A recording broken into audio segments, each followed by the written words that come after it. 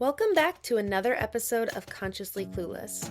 I'm your host, Carly, and I'll be your guide on this journey from consciousness to cluelessness and back around again. This episode is keeping with the theme in January. If you've listened to the past 3 episodes this month, they have all been about sex, embodied sexuality, and trauma and healing, different ways to do that, and all of that good stuff. On today's episode, I am going to be talking a little bit more about my personal experience as a survivor and how that has affected my life. Here we go. Thank you to BetterHelp for sponsoring this episode. In 2022, I am setting a new mental health goal. I want to start journaling again every single day because it really helps me find patterns to what is triggering my anxiety or negative self-talk. And one of the best ways to follow through on healthy mental health habits is by working with a licensed therapist. With BetterHelp, you can access their network of over 20,000 licensed therapists. It's not a crisis line, it's not a self-help line, it's professional therapy done securely online. BetterHelp will assess your needs and match you with your own licensed professional therapist. If you've ever searched for a counselor in your area, you know it can take weeks or even months just to hear back from someone. With BetterHelp, you can start communicating in as little as 48 hours. That is amazing. BetterHelp is available for clients worldwide. You can log into your account anytime and send a message to your therapist. You'll get timely, thoughtful responses. Plus, you can also schedule weekly video or phone sessions so you won't ever have to sit in an uncomfortable waiting room as with traditional therapy. BetterHelp is committed to facilitating great therapeutic matches, so they make it easy and free to change therapists if needed, which is so helpful because there's no shame in that. It's more affordable than traditional offline therapy, and financial aid is available on top of it. BetterHelp wants you to start living a happier life today. And so do I. Visit betterhelp.com/Carly. That's BETTERHELP.com/CARLY to join the over 2 million people taking charge of their mental health with the help of an experienced professional. You deserve to prioritize your mental health this year. Get 10% off your first month at betterhelp.com/Carly. Thank you to BetterHelp for sponsoring this episode. Okay, so I thought a lot about what I would say first on this episode, but I think I just want to take a deep breath.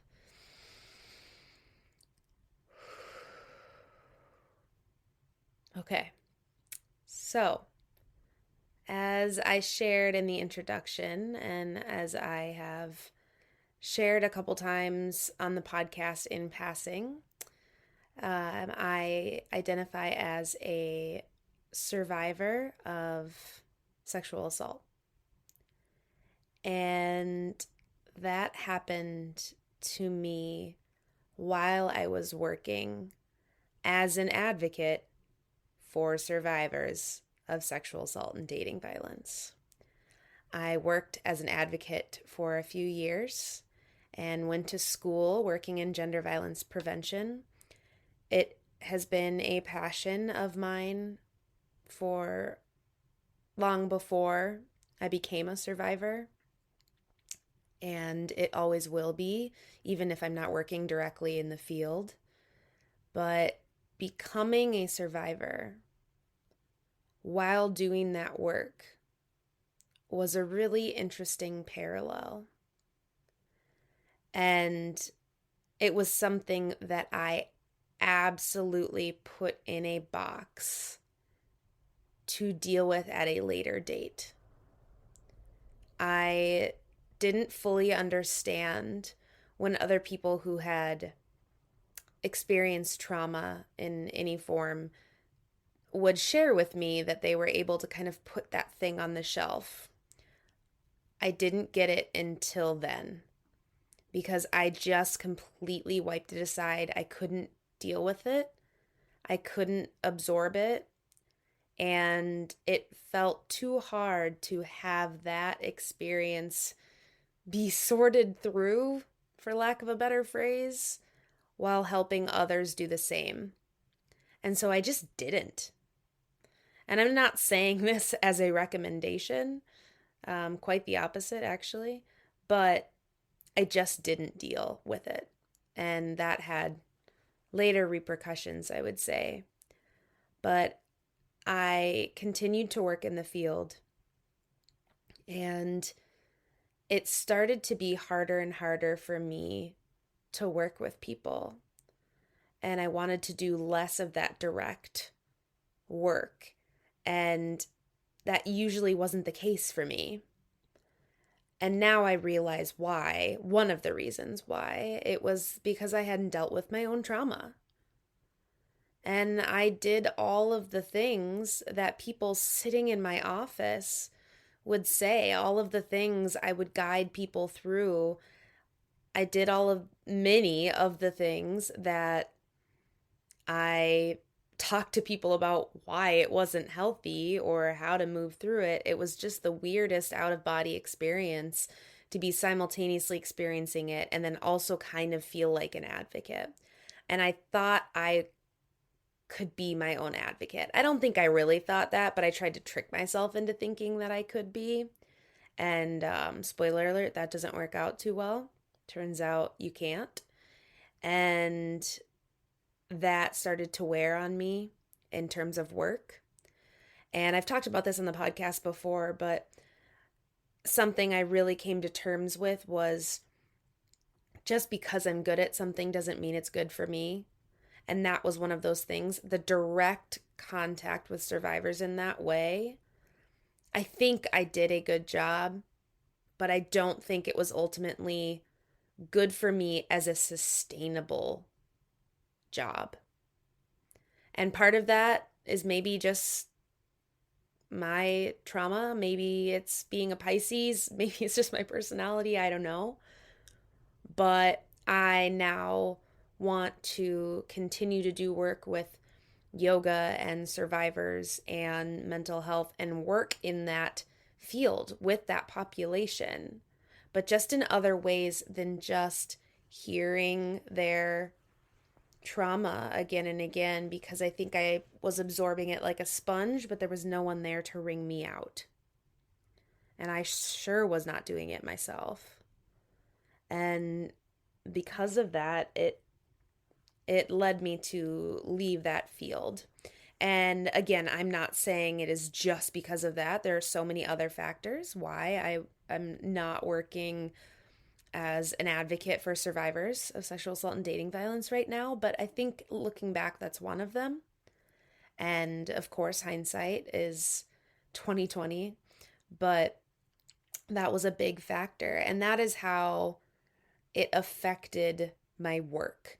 I wanted to talk a little bit about how it has affected, for me, the different parts of my life in different ways. And these solo episodes are never super long, so these are just kind of little starting points and overviews and not super in depth. But I wanted to give my experience, and it is only my experience. People who have had similar trauma could have and do have vastly different responses, experiences, ways of dealing and coping and healing, and that is okay. These are just mine. It is not right or wrong. It just is my experience. And so that was how it was affecting my work. It wasn't until it was, like many things. I think that I underestimated what it did to my trust in people, but specifically men.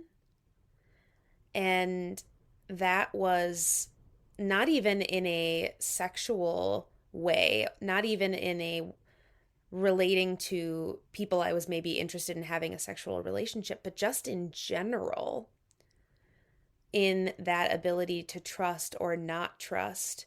And for me, it was someone I know, like many, many others. And because of that, there was just this loss of trust, even though I worked in the field, right? I have all of that knowledge. I know that it's often people you know. I know all of the facts, but having the experience made it even more real on how people that you trust can hurt you and can break boundaries. And that was really hard to reconcile. And that has taken, and I think still will take, some practice. But also, it gives me something to pause at. It makes me pause and think about things. And I'm not saying that I'm grateful for the experience, but it also is looking at how it has informed me in maybe a way that I don't mind. And if I'm a little more cautious or I'm a little more protective of my friends, then maybe that's okay. That is something I will take moving forward gladly, because that is better than the opposite for me. So, in terms of having a sexual relationship with someone after sexual assault, now, if my parents are listening, uh, warning, I'm going to talk about having sex. Sorry, mom and dad. But when you have survived that, any level of trauma, any level of sexual trauma, becoming sexual again is a really interesting thing. And there are a lot of different ways people handle that in terms of sex. Some people, it's really hard to have sex ever again. Some people turn to having a lot of sexual encounters and partners afterwards to gain some sense of control. Again, it's different for everyone, and I'm not saying one is right or wrong, but I didn't want to get close to anybody that I was going to or did have sex with after that for a little bit, because for some reason it was easier than putting my trust in someone, because putting trust in someone felt like it failed me before. And when I finally was in a long-term safe place with a man that I was having sex with, I had to this day, one of the most like interesting, scary, profound somatic body experiences, that I was literally in the act of sex, and I had a complete flooding of memories of all of the, or maybe not all, of many of the stories that I was told from survivors, all of that trauma, all of these scenes, and all of the things they told me came rushing back to my head, rushing back to my mind. And it was really, really overwhelming. And I had a panic attack, basically. And I couldn't even explain it, because it felt like it was so much more related actually to everybody else's story that I'd heard than my own. But it was like I was safe again in a sexual relationship, and all of these things kind of had to get out. And it was also then I realized that I was underestimating the effects of secondary trauma, and that is hearing people's stories, helping people through their trauma.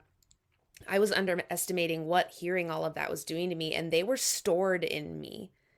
Those stories were stored in me. There are still things that, moving forward, talking about how it affects sexual relationships, there are still things that I have to talk to someone I am going to enter a sexual relationship with and warn them and tell them about my triggers. And that is something that I am still moving through being angry at, that this person did to me, that every time I want to have a sexual relationship moving forward, I have to have this conversation and feel like I need to disclose that I'm a survivor and explain myself and explain something that triggers me, and that pisses me off. But it's okay that it pisses me off. Not that it's okay that it happened, but it's okay that I'm angry at it, because it fucking sucks. And if you listening to this are a survivor and you can relate to how it's affected work, how it's affected your personal life, your trust in people, your sexual relationships, if that makes you angry, that's okay. If you're angry all the time and you're holding on to that and it gets in the way of you living a healthy and happy life, then that's not okay. But it's okay to be angry. I didn't allow myself to be angry for a while because I didn't think that's who I was. But that's a part of it. And that's a part of moving through it.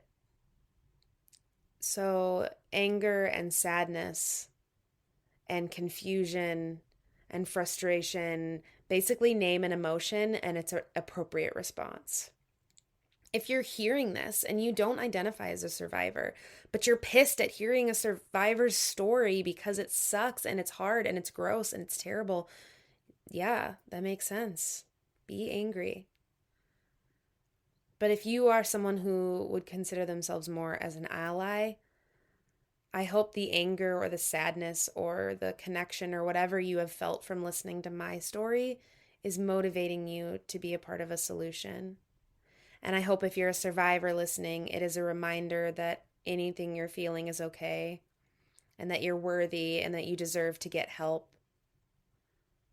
I hope that sharing my experience and my story, even in this short episode, has felt helpful for even one person.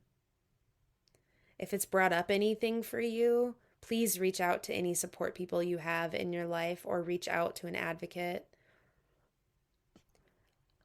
I want to take a second to thank every single person, every single survivor who has shared their story. Thank you for your bravery. Thank you for people like Tarana Burke, who started the Me Too movement. Thank you to activists who are fighting and advocates who are working with survivors every day still. Because that work is important. And even if you're not in the field, you can be a part of the solution. And I just want to thank everyone who has shared that. And if you have a story and you haven't shared it, that's okay too. It is not a requirement of healing to publicly share your story. It's wherever you're at. But thank you for listening and getting this far and giving me the opportunity to share mine. If you're listening to this episode and you haven't listened to any of the other episodes in this month's series about sex and healing and sexuality, go back and give them a listen. I think after this, if you haven't yet, it will be really helpful. Thanks for listening to another episode of Consciously Clueless. If you enjoyed this episode, hit subscribe wherever you're listening. If that's somewhere like Apple Podcasts, leave a review and you could be read on air as the review of the week. Looking for more podcast content, yoga videos, meditations, and all-around amazing community? Head over to patreon.com/consciouslycarly and check out what's going on. And finally, if you are ready to make changes in your life but don't really know where to begin, let's work together. Head over to consciouslycarly.com and we can start the process and get you happy. Until next time.